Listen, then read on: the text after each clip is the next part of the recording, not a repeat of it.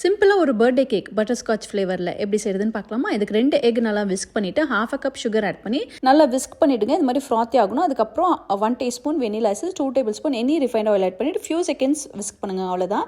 அதுக்கப்புறம் ½ கப் மைதாவில் ½ teaspoon baking powder, 1/8 teaspoon baking soda, 1 table spoon milk add பண்ணி cut and fold மெத்தடில் mix பண்ணிவிட்டு கிரீஸ் பண்ண வச்ச டின்னில் போர் பண்ணிவிட்டு 175 டிகிரி செல்சியஸில் 25 to 30 மினிட்ஸ் பேக் பண்ணி வச்சுருங்க.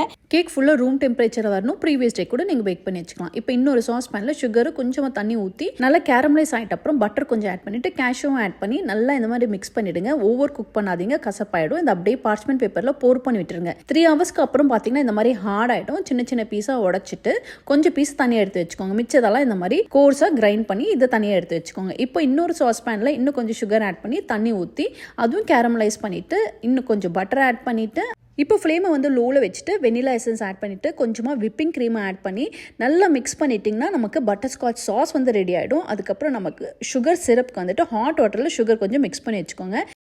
விப்பிங் க்ரீமையும் விப் பண்ணி வச்சுக்கோங்க. இப்போ எல்லாமே ரெடி ஆகிடுச்சு. இதை நீங்கள் ப்ரீவியஸ் டேவே எல்லாத்தையும் ரெடி பண்ணி வச்சுக்கலாம். இப்போ நம்ம கேக் அசம்பிள் பண்ணுறதுக்கு 3 லேயராக நான் கேக் கட் பண்ணிக்கிறேன்.